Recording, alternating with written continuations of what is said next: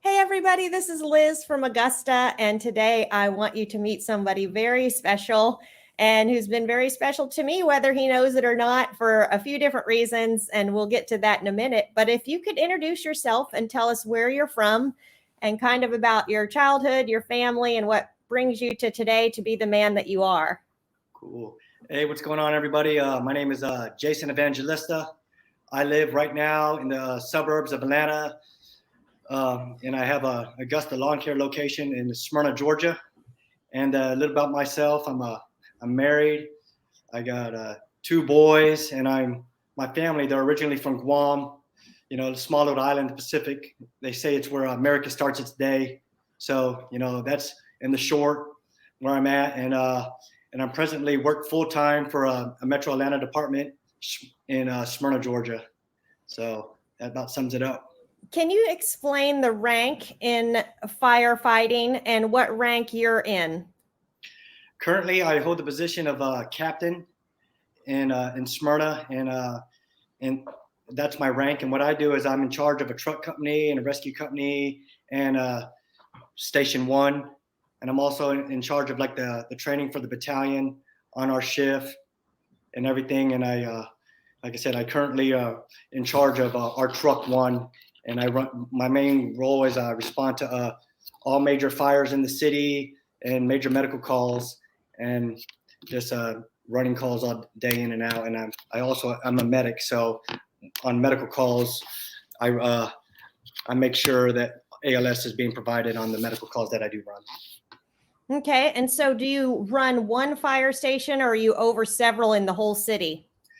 Well, since I'm a captain, I'm in charge of one station, but I'm also in charge of like the certain stuff in the whole battalion. Mm-hmm. And then when the battalion's out, then I'm in charge of the whole city, of all the calls inside the city when the battalion chief's out. So I'm the next level that rides up and is in charge of any kind of major incident, non-emergency or emergency call in the city when I'm on shift. And what are the shifts like for you?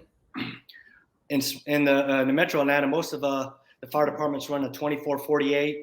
So we work one day, full day, 7 o'clock to 7 o'clock, and then we're off 2 days, 48 hours. So it's called a 24-48. And so we know our schedule years in advance, not unless we get moved to another shift. So every year I already know what day I'm going to work 2 years from now. Wow. And do you have any hopes for retirement, or what are you looking at from where you are now? Yeah, I will. I'm going to retire a Smyrna fireman. So it just depends. I have a countdown calendar. All firemen do, from the day we're going to retire. So I already know the day I'm scheduled to retire. But I can go as early as I think 7 years. But if I stay to 55, then I'll get like my full pension. And then if I stay any longer, then my pension keeps building. But 55 is the magical number. But if I can leave earlier, it just depends on the penalty I'll have to take for my retirement and everything. Mm-hmm.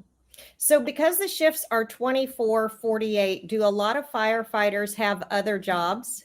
Yeah, most of them do what I do. They all own lawn care companies, construction companies, or they work at another fire department or an ambulance. It's the biggest thing is since our work schedule, it does alter. It's sort of hard to get like another part-time job because what happens is, let's say I want to go work at Home Depot or something, and I go to Home Depot and we'll interview well and stuff, and they're like, "What's your schedule going to be like?" And I'm like, "All right, my schedule is I can work every third day, but sometimes I'm going to have to call out because I maybe get held mandatory overtime or I may have a late call. So, however, when I do work, I'm going to work really hard, but sometimes I'm going to call out maybe 30% of the time." And they're like, "No, thanks." Yeah. So, and I got to make like $20-something an hour. So most companies, it's just so hard for us because of our schedule, so we end up just doing our own thing. So yes. So everybody works on the side. Yeah. Like in Smyrna, I think maybe there's 15 guys that own lawn care companies, so, we all just get together, crush some ideas and stuff. That's how I got into it. One of the guys owned a lawn care company and I was like, I think I can do that too. So were you running a lawn care company already when you first heard of Mike? Yeah, I was running a small one, and it was just me. And then if I ever needed help, I had a couple firemen help me on my days off. So I would work one day at the fire department. On my next 2 days off, I would cut grass, just like every other fireman do, and stuff. So I was just doing that. I didn't have a lot of lawns. I think I was only making like $2,000 a month when I was doing it, and I thought that I was big time. Yeah. So when did you start listening to him? I started listening to Mike because I would always Google, like, how do you get yards? Yeah. How do you grow a lawn care business? Because it's so, you think you're gonna just get a lawnmower and all these people are gonna want to hire you because you're a fireman, and it's not the case. So I was just Googling and trying to see how to be more efficient and stuff like that. And the main thing is just like, how do I get customers? And then I saw Mike pop up on the screen, and then from then I was just hooked. I just kept watching him, because then, all the other lawn care YouTube videos, they were just talking about equipment and all that stuff. And Mike was just talking about the stuff that I needed, like how to grow a business, and the numbers to look at. Because most firemen, when you talk to them, we just cut the grass. That's it. We don't really look at the numbers or anything. And we get business, like we go to grandma's house and grandma's yard's overgrown. I'm like, hey, you look like your yard needs to be mowed. Huh? I mow on the side. I can come by tomorrow and mow it. That's how I would get customers and stuff. But it wasn't enough. I was like, it's going to take forever to grow this business that way. So just started watching Mike, and then just seeing what he was doing. I was like, man, if he can do it, I can do it too. So yeah. So you were listening to him, and then you heard him talking about a franchise. What made you think that being a part of a franchise, how that would benefit you when you were already working a full-time job? Like, what was the thought process that you thought you could do that in addition? Well, the main thing is, when I look at firemen who cut grass, most of them, there's a top out, because we can only cut so much grass in 2 days. Right. So, and there's no backup plan. You cut the grass, and if it rained, then we got really backed up, because there was no other days, because we got to be at the firehouse. And then I saw a lot of firemen, when they retire, their lawn care companies wasn't worth anything. They were like, just give it to the fireman who was cutting grass. They're like, hey man, you want to buy my yards? I was like, I don't want to buy your yards. And then they're like, okay, you just want them when I retire? I was like, yeah, I'll take them. So, and that was a thing. We just built a business just to make a little extra money. It was more of a job. And then I heard Mike talking about, do you want a business or do you want a job? And I was like, man, I don't want to cut grass forever. So this was a good way to transition to that, because on the days I'm at the fire department, I can have like command center do the tasks that I can't do. They can pick up the phone, they can answer the complaints, they can take care of everything while I'm at the fire department. And then I can maybe grow big enough to hire employees, and then I really don't have to do anything. I just have to let command center run itself, and then me just oversee the lawns, and then let the guys go out and mow the grass, the employees and everything. So it works out really good for me, because I can't be in the business every day. So command center, they can pick up my slack and help me run the business. Yeah. So they give you systems and support both. And then what do you do on the days it does rain, and then the next day you're at the firehouse and you still have all those lawns to mow? Do you have other firefighters that jump in for each other, or do you have an employee?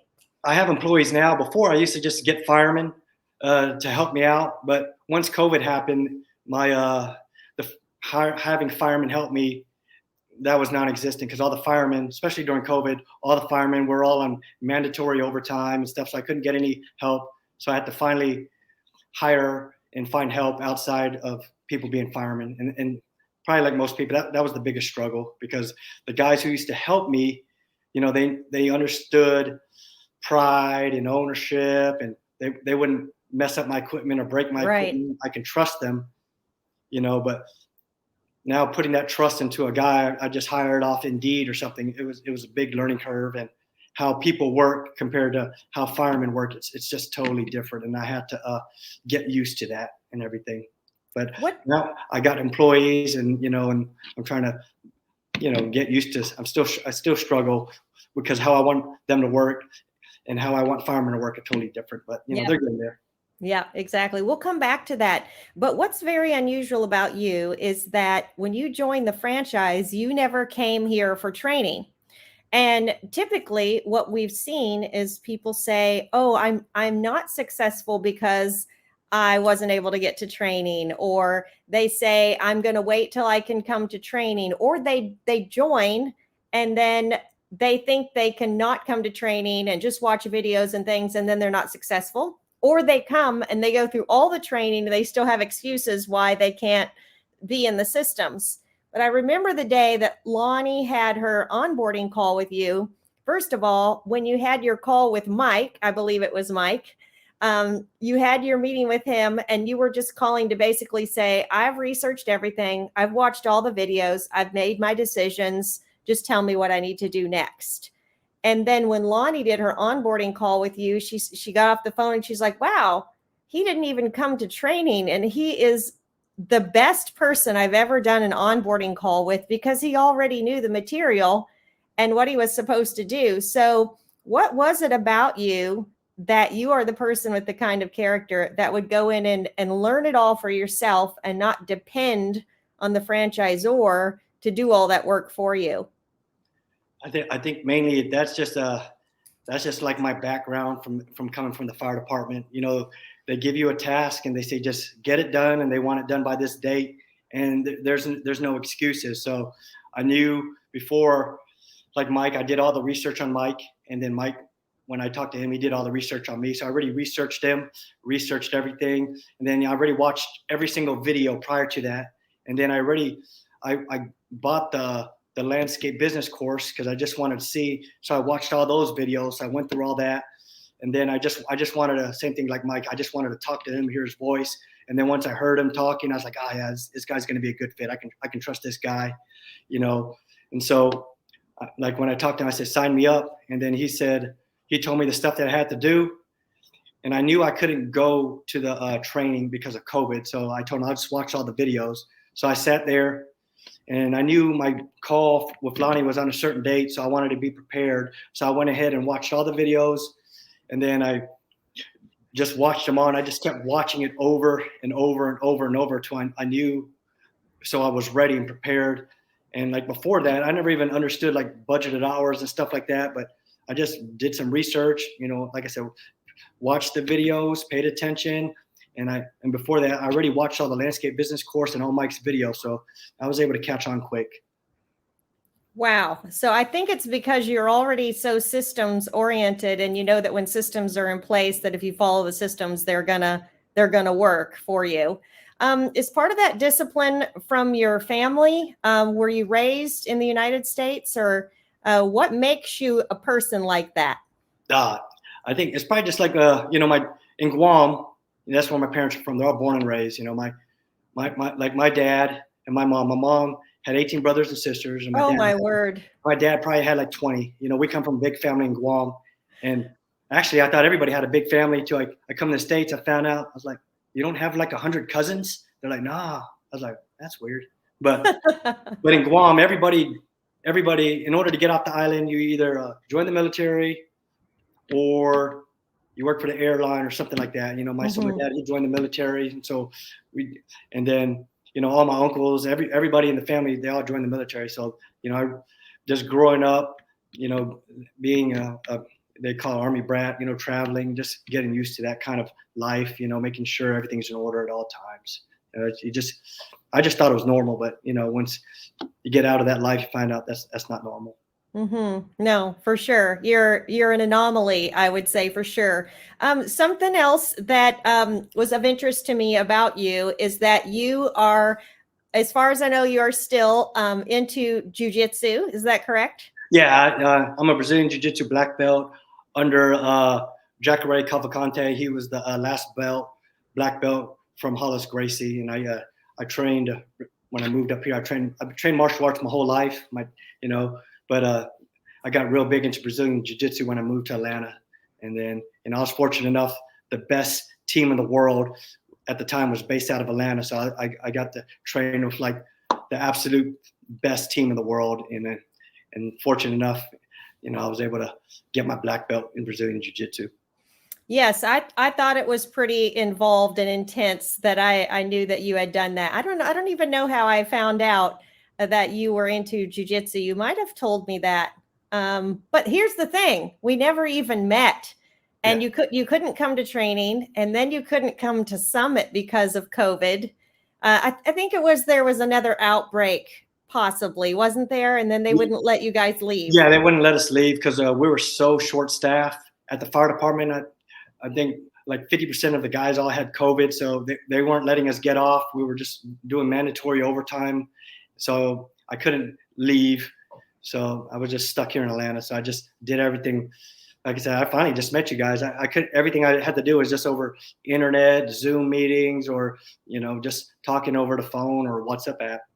Yeah, you've been very successful, and we'll get into that as well. But back to the jujitsu, what are the qualities that you think being I don't know if you call it a follower, a disciple, a practicer of jujitsu. What are the qualities that builds in, say, a child or in a person when they practice jujitsu?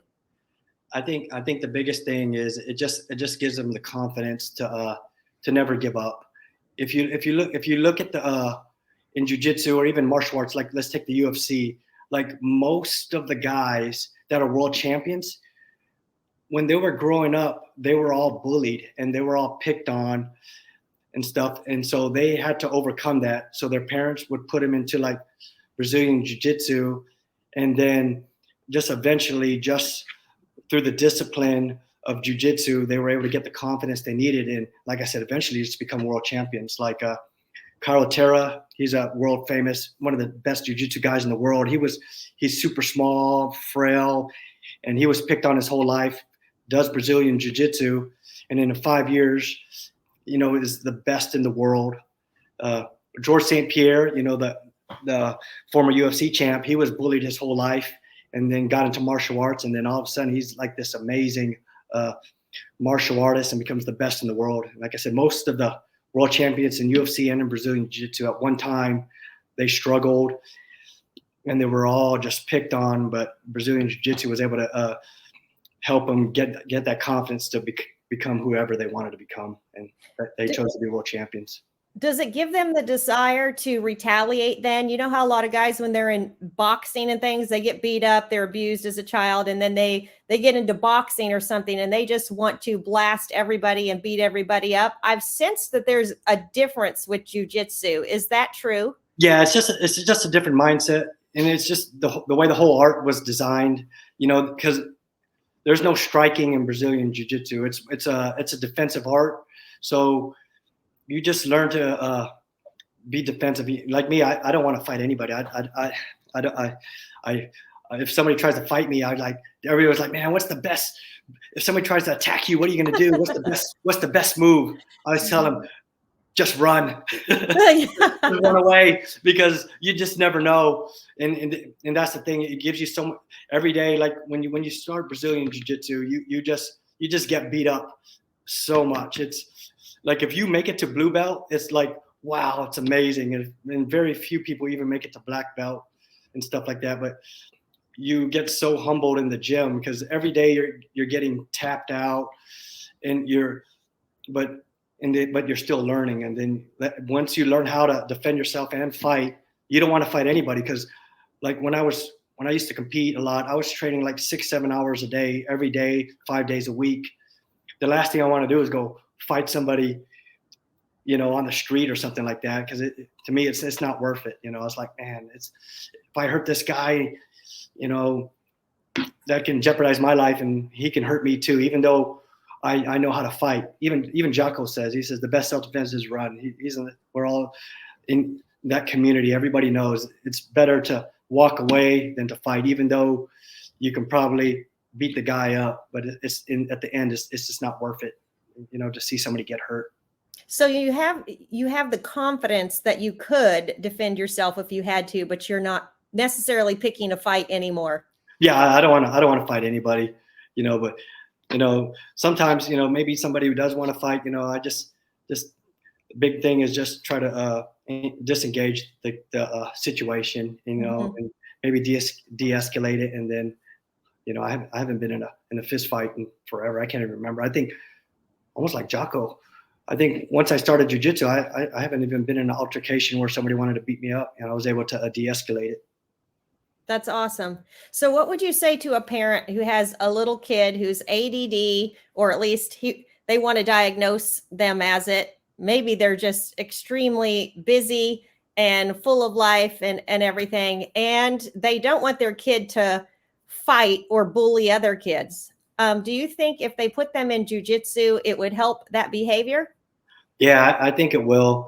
In the beginning, he's probably going to want to quit because he's going to feel like he's getting bullied again, because he's not going to have the confidence or the skills because every day you roll and you're like fighting. You're going to, but just through time, he's going to see the progression where he starts getting the confidence, for whatever the task is. In the beginning of jiu-jitsu, your first goal is not to get tapped, and then after you can learn not to tap and defend yourself, and then later on you start learning how to fight for position. If you're on the bottom, come to the top, and then once you get the confidence enough to fight for the position, then you'll start getting that next step where you're actually learning to submit people. And once you get your first submission on somebody who is trying to tap you out, then they're hooked. That's when they get hooked. When you see like a kid who's been getting tapped out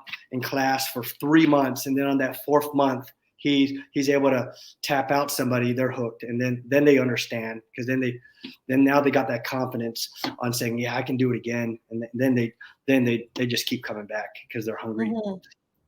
What I've seen even in a child that's maybe 5 is when they have that urge to be so angry that they can't control themselves, that it seems to help that behavior, because now they've learned so much control of their mind and their body. Is that something that you see in jiu-jitsu quite often? Yeah, you do. You learn how to control yourself, because imagine this. Like, let's say I'm going against somebody, and in jiu-jitsu, when you're getting hurt or you feel like you can't go on, you just tap 3 times, and the person lets go. So in jiu-jitsu, you got to have the trust in the guy you're rolling with, or the girl, that when you say I can't go on and you tap, they let go. So you also have to learn that control. Like, let's say you took the person down, you passed their guard, they turtled, you took their back, and now you're going to rear naked choke them. Mm-hmm. You can hurt them really bad. In some situations, if you wanted to, you can probably, kill them. But once they tap 3 times, you have the control to let go, and that's the ultimate control. You can hurt this person, but they asked you nicely, tapping you 3 times, hey, please let go. And you respected them enough to let go of the choke. And when you're in jiu-jitsu and you do that day in and day out, you just get this confidence in yourself, and then you get so much control, because you can hurt them, but you choose not to hurt them and let them go. And then then you slap hands and you redo the whole situation. And there's so much learning, because you win and you learn in jiu-jitsu. Mm-hmm. I have some kids that are in jiu-jitsu, and I know they'll be really excited to know that I got to talk to you. And so what would you say to somebody who's at the very beginning? You're way down the line. You have a black belt. What would you say to them to stick with it when it's super hard and to keep going? Oh yeah, just keep chipping away. Don't ever stop. Don't ever stop. You can step away from it. For a lot of people do. They step away from it just because life happens, and just keep going back. It's just like, I call it like people who surf. Just every person who surfs, they're gonna crash. That wave's gonna pound on them over and over and over, and just every now and then they're gonna ride that perfect wave, and stuff. And that's jiu-jitsu. Every now and then you have that perfect wave, that perfect roll, and it just feels good. It's like you climb the top of a mountain. It only happens every now and then, but when it happens, it's amazing. Awesome. I'll make sure that they get to hear this so they can hear from you. Back to the lawn care though, that discipline that you have, I've noticed is in your business as well. And one of the reasons is I noticed that no matter how you grow, that you've never deviated from your original plan of basic services. And can you tell us what services you offer and why you seek to keep them that way? Yeah, no, I like at my location. I just do basic services. We just mow, edge, blow. We do some small property cleanups and small leaf cleanups. And when I first started, like most solar operators, I did it all. If somebody says, "Hey, can you build me a retaining wall?" I was like, "Yeah, I can do it." Clean my gutters, wash my driveway, paint my house, move furniture. I did it all, whatever they asked. But I was watching a Mike, and then he was telling me how he was downsizing at the Bellingham location, and he was going to simple services. And I was like, man, if that's what he's doing, I'm doing it too. So the minute he said he was doing simple services, from that day forth, I said, I'm just going to do simple service too. Mike's going to mow, edge, and blow. I'm going to mow, edge, and blow too. So I was before I joined Augusta, my location was only maybe doing $2,000 a month. And every fireman I've known has all been around that range. Nobody has ever had a 6-figure lawn care company. So who am I going to listen to? A guy, fellow landscapers who only do a couple $1,000s a year, or a guy who has a multi-million-dollar landscape company? So I chose just to listen to the professional. It's just like me, like I'm a Brazilian Jiu-Jitsu black belt. And if somebody asks for my advice, they're probably going to listen to it in Brazilian Jiu-Jitsu rather than like a newcomer. So I take that same approach. If Mike says this is what's going to make you profitable and be successful, do it. So I was like, yeah, right from the get-go, I said, well, I better do it that too. Why veer from a system that's already proven?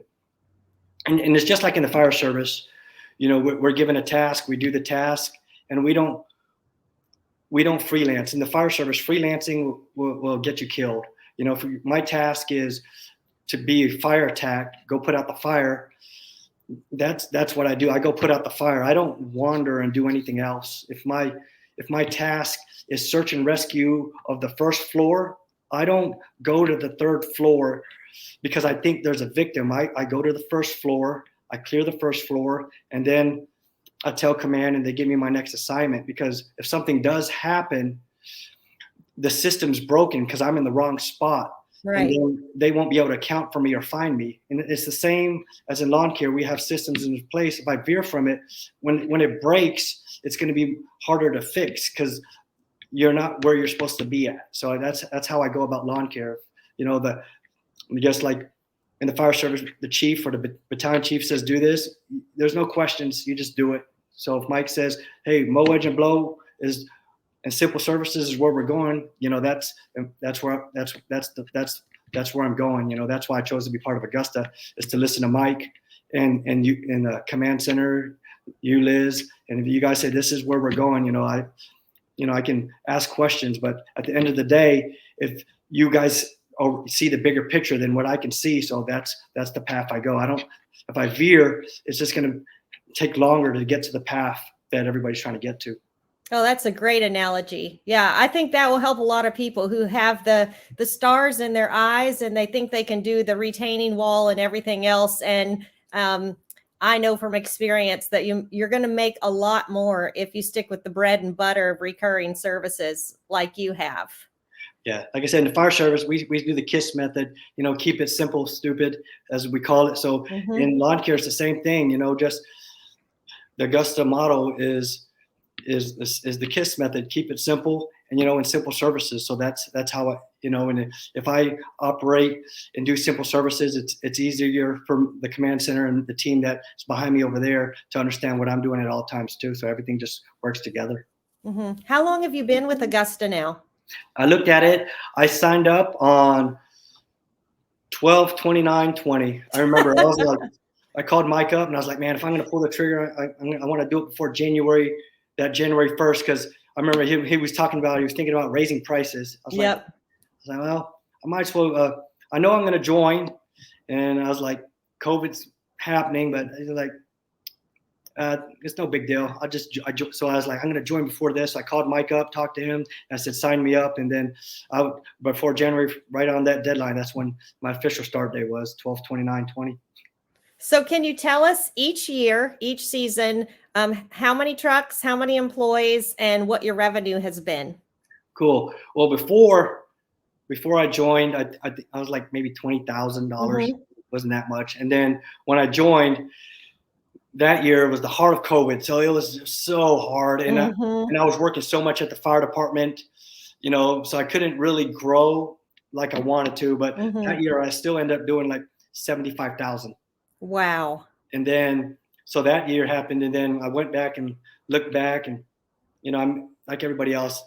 The employee situation was just so hard because everybody was getting the checks, and the people that wanted to work, they wanted cash under the table, and I wasn't going to do that. So I didn't grow as much as I wanted to, but I still grew 20,000 to 75,000. That to me, that's pretty good growth. And huge, yeah. And in the meantime, I'm even working more because of COVID. Yep. Then the second year, I think that was last year. So this is this year, last year. So the second year, I was still in a bind because I didn't know what was going to happen with me. So I couldn't grow as much because of my rank. I knew I was maybe getting, my position was going to be changing, and it changed to captain, but I didn't know what the demands were going to be. So I couldn't grow too much. And then I already had a backup plan because I didn't know if I was going to still be able to be part of the Augusta lawn care team. So I didn't want to. So all that was holding me back from really growing as much as I wanted to. But this year, I still closed out the season with, I think it was like over 150,000. Wow. So, and this year, my goal, and doing that, I try to follow the stages of growth: stage 1, stage 2, stage 3. So the first year I was able to hit my mark. I was in stage 1. Second year I was stage 2, and this year I'm on track to be stage 3, which is going to be somewhere probably around over 300,000. So anybody listening to you and knowing that you work full time at the firehouse, how in the world do you structure your schedule? Man, it's because I work one day and then I'm off 2, and on those other 2 days, I do estimates, and then I have some people, and they go out and do the work, and then if they get behind, I help them catch back up. And at the biggest thing is, I told my wife when I was going to do this Augusta lawn care thing, she didn't want it to consume my whole life. So we made a deal that I'll always try to be home before the kids get home. So no matter what, my kids get home at 4:30. So I stop what I'm doing. I always home before 4:30. So, and everything like that. But the biggest thing is I just stick to the systems. With doing simple services, it's easy. The guys don't need much management. So they go out, I give them the route, they go do the route, and then I go do the estimates. And then we just wash and repeat every day, just like that. And then, I stick to the budgeted hours for the guys when I'm building the route. So even them, nobody likes to work past 6. So, and they like it. They know their schedule. They know about how long the yards are going to take. And like I said, anything else that I need, the command center is able to do. All the complaints, they handle all the phone calls, and whatever I need, they can handle. So like me, I played just more of a supportive role. I think like in the last couple months, I looked at how many hours I worked last month for Augusta. It was only like maybe 18 hours total. Fantastic. So you're working yourself out of the business, really. Yeah, that's the goal, just to let it just run itself. And then, this year we implemented P4P, and it's what the guys are self-motivated. They're doing their thing. So, and they know what they have to do out there. Just do a good job and don't get complaints, and try to make the customers happy. I every morning, we'll have our little meeting, and, Chick-fil-A is real big in Atlanta. They're everywhere. The Yummy. Yeah. The headquarters here. And I always tell people, Augusta, we try to follow almost like the Chick-fil-A model. Yep, exactly. I said, customer service is first. Chick-fil-A, they only have like five things on the menu. They have Chick-fil-A sandwich, spicy chicken sandwich.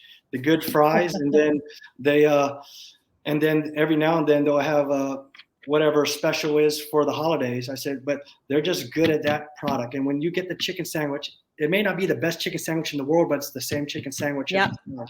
So they know what they're going to get. And that's the how I try to teach our guys. I said, come to work, customer service, and just give the same product over and over and over, and the customers will keep coming back. Yeah. Yeah. So it's simple. There's no thinking. You already cut the yard, and we have a pattern of how we cut the yard and everything, how we do things. The guys know. We call it, when you pull up the yard, you start by the mailbox, the right side and the front. How we edge is the same way. Every yard, how we blow, how we mow, how we weed eat, it never changes. No matter what, you go to the yard. If the guys don't stick to their pattern, I sort of get upset at it. I'm like, man, you got to stick to the pattern. The pattern is what works. And so, and now, now the guys are super efficient, and they know too. Like, if somebody's in the backyard and they're weed eating, that means we already know they weeded the front. They're not even supposed to touch the backyard. Just by having the systems like that, it just makes everything more efficient. It's a beautiful thing. Wow, I love that. Looking to this year, are you marketing at all? Just very little. Most of it, mostly what I'm just going to do, I just do the Google local services, and then I'm going to. I just got them in. I got those door hangers that you put on the door with the where you put the price. Instaquote, yeah. Instaquote. So I'm going to do that. I'm just going to pick 2 subdivisions, and I'm just going to, starting in April. So pretty soon, once the grass starts to turn green, I'm going to go out there and just, like I said, I'm just going to pick 2 subdivisions, and every month I'm just going to go out there and put them out in that subdivision. And then even us, we're sort of even particular on what type of yards we do. Like, we don't take yards with swimming pools. We don't take yards with big hills. We don't take yards with dog poo in them, flat yards, cookie cutter, no grades. If there's even a chance where we can get the lawnmower stuck, we don't even take that yard, so I tell the guys, when it's 100 degrees, 110 degrees, do you want to mow that yard? And they're like, no. I said, then, well, that's not the yard we take, so. Have you found, since you started P4P, that they've really had more of an ownership mentality where they make those decisions with you and actually say, I don't think we want this lawn? Yeah. If it's a difficult yard, I'll bring the guys out there. Like, man, you guys want to mow this? And they're like, nah, I wouldn't want to mow that. I was like, okay, cool. Because they know it will mess them up too. And like I said, everybody's a beast mode. I was like, when it's nice and cool. But I was like, man, when it's 110 degrees outside in the summer, that's when we got to think about that yard and that guy. Is he going to get wore out and stuff, or is it even safe? To put a guy on a steep incline, with a swimming pool, with a ravine. So we won't even touch anything that's even close to dangerous. Just like the fire service. If it's, we just evaluate. If it's too dangerous, just we don't do it.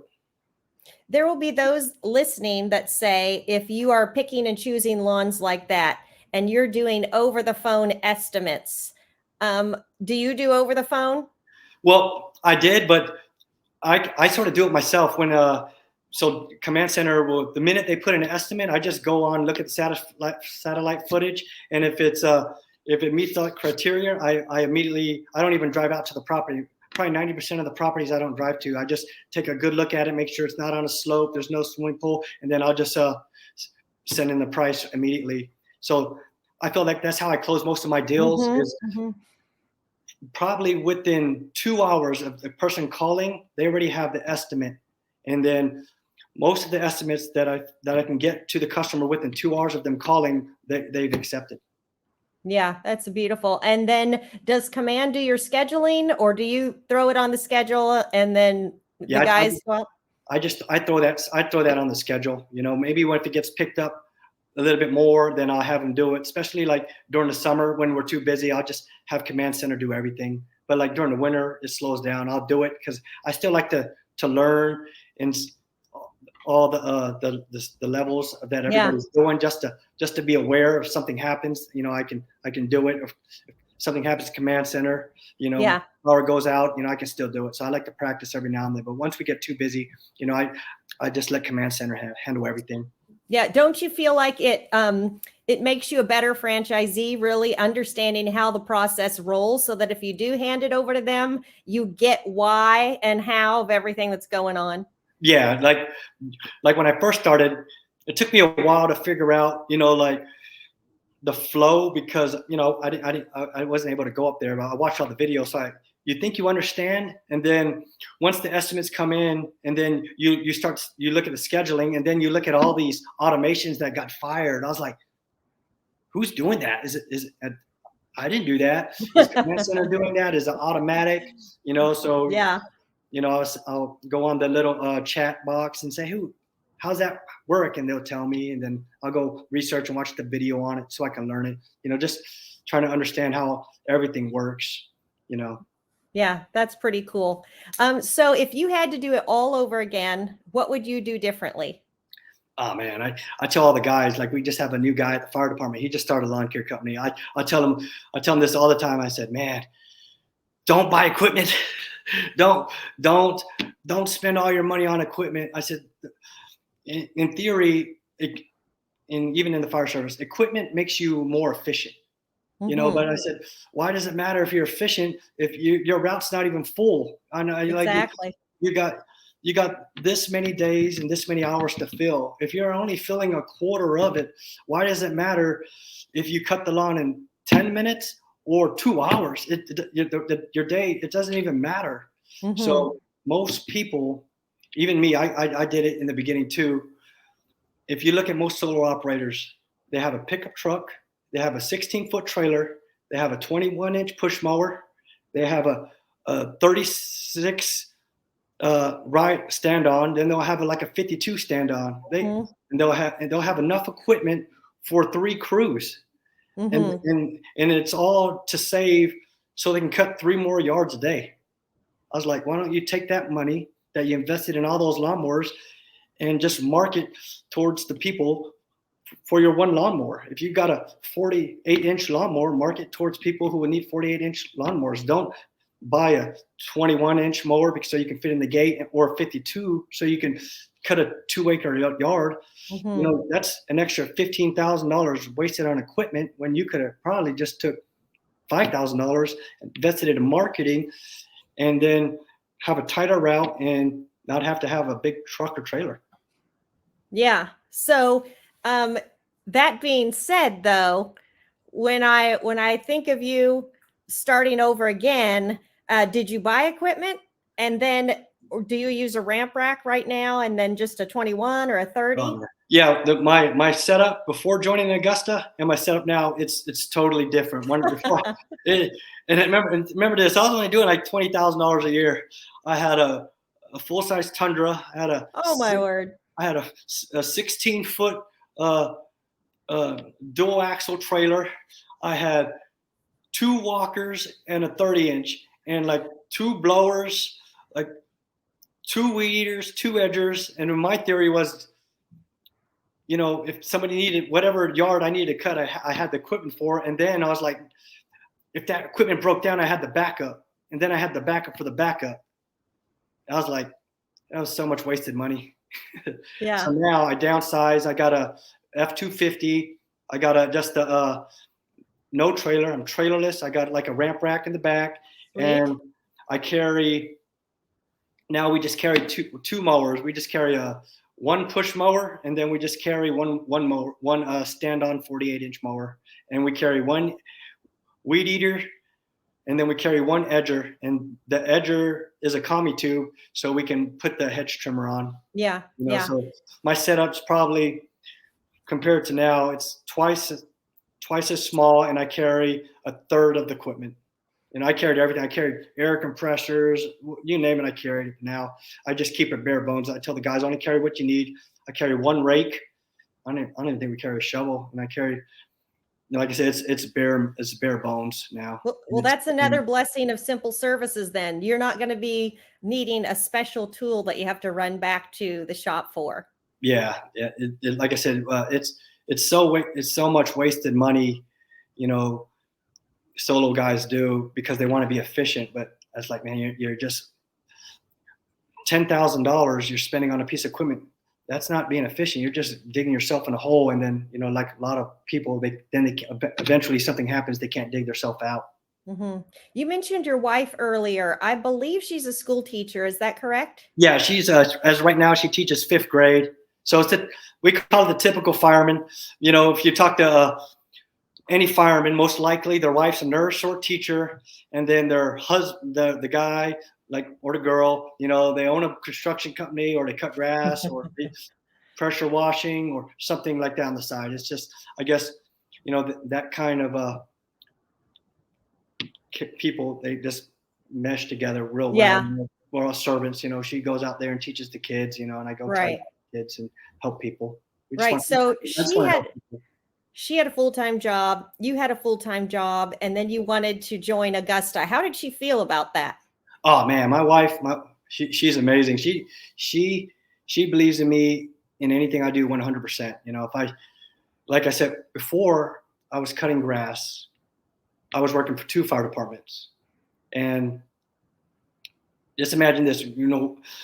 Your calls are double. Everything is double. Mm-hmm. I get off one fire department, work at another, and then just through time, this was what firemen do. We do it, and just through time, it was starting to take a wear on our family and home life.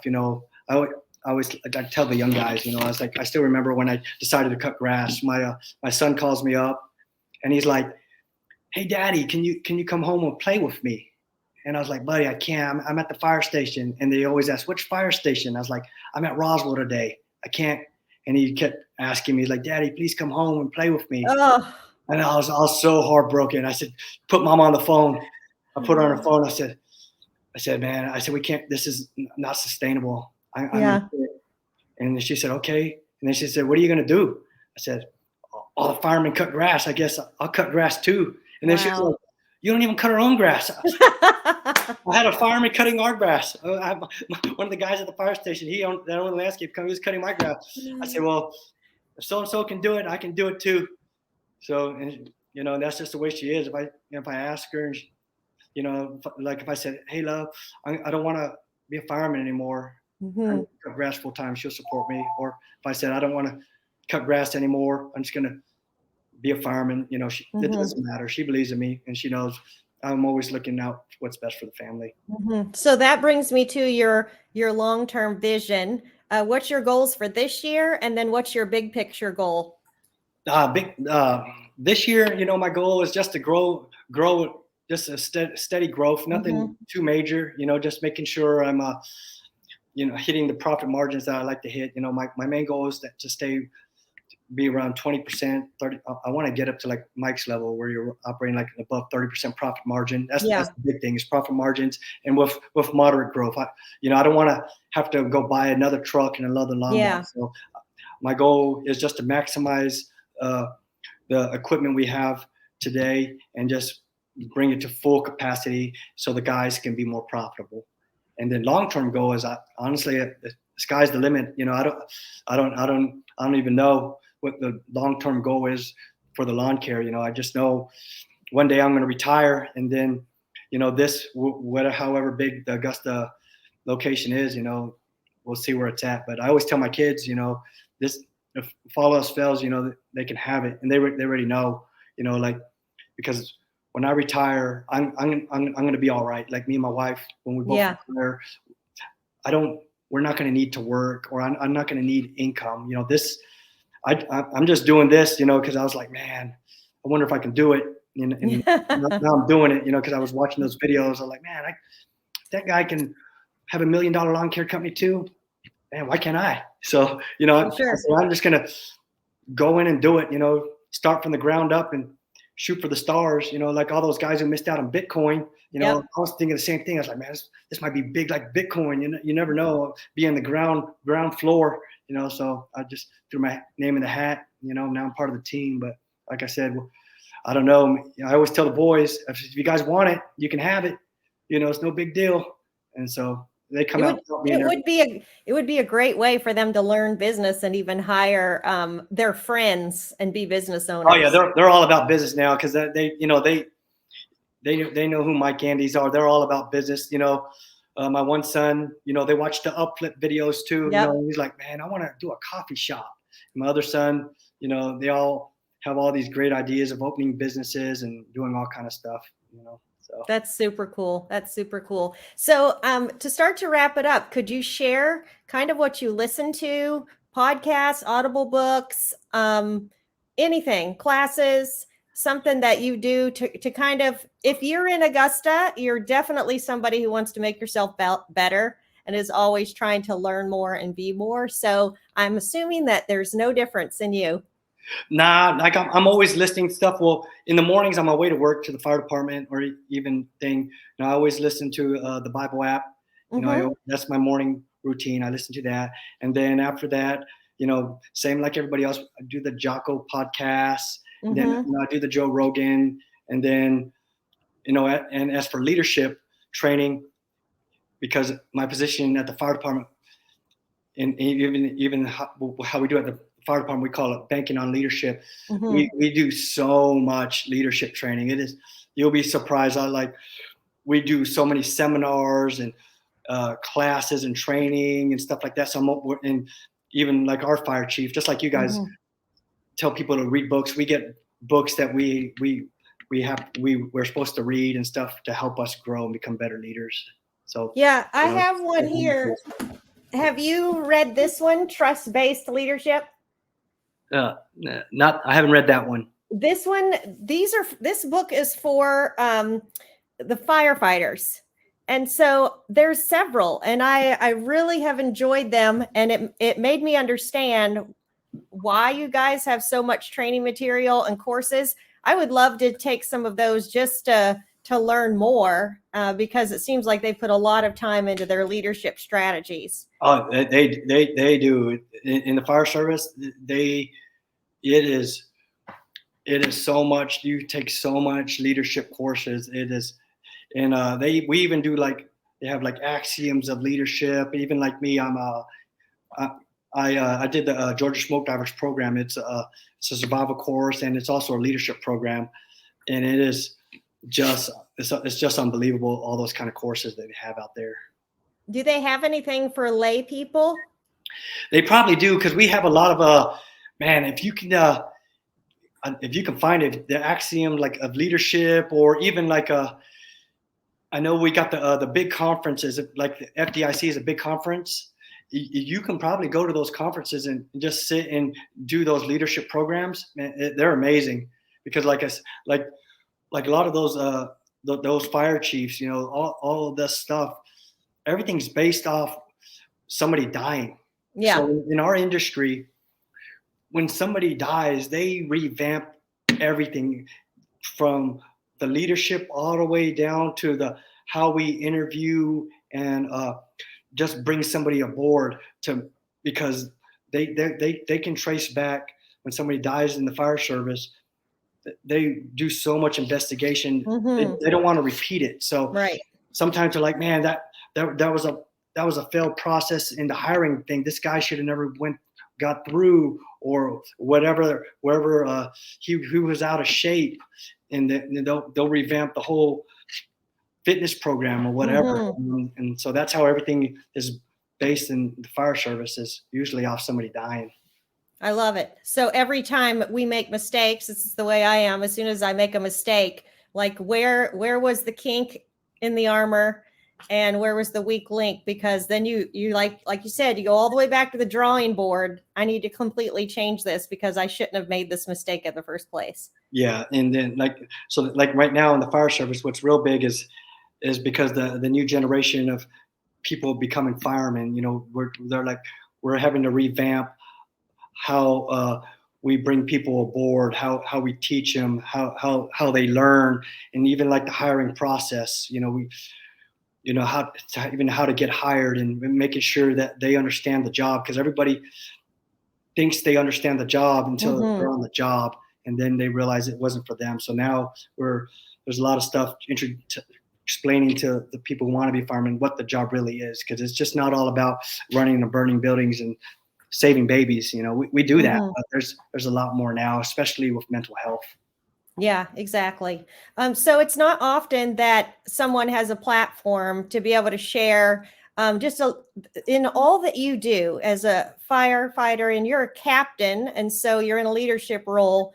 What would you say to other gentlemen in your position that have a job and they are thinking of starting a second job? What would you say to encourage them to get started and to sustain that while they're working full time? Because I do know firefighters that tried to do this and they completely burnt out, and they would be calling and saying, I have to go on this fire run, I'm on call. And then what do you do with all your jobs and your customers when those things happen? What would you say to somebody like that who really wants to succeed and do this?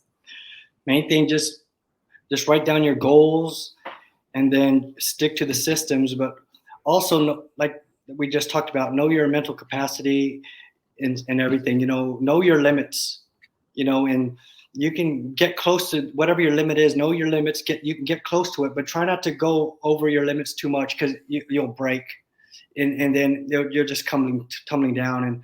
And always keep God and family first. You gotta, like I just watched that video of the young kid in New Zealand. That guy's in pain. He's struggling. Just remember, family's first, and then you take care of the family. Take care of your home, and then at the end of the day, everything else should fall in place.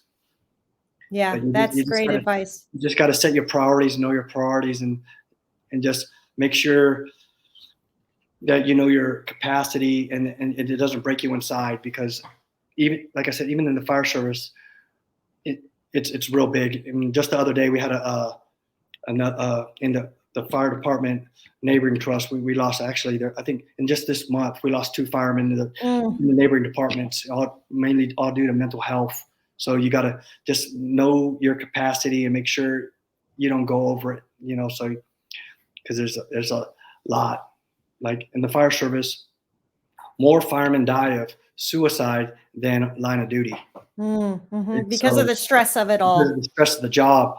And then same thing, like even in business, the stress gets overwhelming and you can't dig yourself out of it. So, you just get, and nobody wants to be a failure or a quitter. So they take the other route out, because they don't want to live with that shame.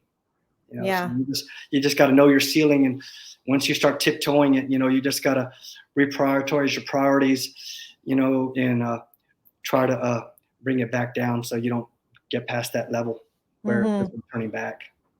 Yeah, well, I have to tell you, it's a real honor to speak with you today. And I really want to thank you for your service. I feel like you're somebody that's in the military because of your leadership and the way you're pouring out to your community, as well as your wife, and for all the lives you're impacting, and in jiu-jitsu as well. So thank you. I really appreciate that. We appreciate it. And I wonder if you could share before we go, do you have any favorite quotes? Oh yeah, this is one this is one, the guys that we live and breathe at the fire service, and we preach this thing in recruit schools, and we drill it into them. We always tell them pain is temporary, but if you quit, however, that'll last forever. So you just got to endure sometimes the suck. You just got to, we call it suffer in silence, because like even in lawn care, when you're hot, that guy right next to you, he's hot. When you're wet and cold, he's wet and cold, but if you endure it, there's bigger things to come later, especially in the fire service or in anything. If you quit, you'll never know how great you could have become, just because of the little pain and struggle. If you can endure it, man, there's a lot more great things coming. Yeah, that's so profound. I don't even want to add to that. Thank you so much. That's a great note to end on. And I appreciate your time. And I think this is going to help a lot of people. Hopefully, my thing is, it's like anything else, I don't want people to make the same mistakes like I've made, because, mistakes is money, but mistakes is also time away from your family, and if somebody can whatever your goal is, somebody can streamline it and you can reach your goal faster. That's even better. Like Yeah. to that guy in New Zealand, man, he's struggling. If he can, I was like, man, I felt bad for him. I was like, man, I just want to help him out, go help him mow some lawns, but he just got to bear with it, reprioritize, and man, hopefully he's be successful on the other side. I have to ask you about that. So when you were watching that and you first heard Mike talking, were you like, no, that's the issue? Were you kind of catching that? And then later on, Mike was like, that's the issue, and pulls it out about the relationship. Were you catching that? Yeah. Especially because he has like a family and he got 3 kids, and most people, when you have like a business or in anything, when you're married and you have kids, you only want what's best for them, and then your spouse, they only want what's best for them too. But sometimes you see things from 2 different sides, and every now and then you just gotta get together and hash it out, and hopefully things work out and you can maybe come to a common ground. Yeah. So everybody watching, this is the episode of Business Boot Camp podcast that just came out this week. And did you notice at the end, though, he was homeless and he was living in his shop. And so I told Mike, I don't know that he took your advice. Yeah. When I was watching the thing, I was like, oh man, he's going to learn the hard way. Yep. It's the real hard way. Yeah. So but hopefully he's able to kick it around. Exactly. I would love for Mike to do a follow-up with him in a while and check in on him and see how he's doing. Oh yeah. Yeah. All right. Well, I'll let you go, and you have an amazing day. And thank you so much again. All right. No problem. Well, enjoyed it. Thank you, guys. Thank you.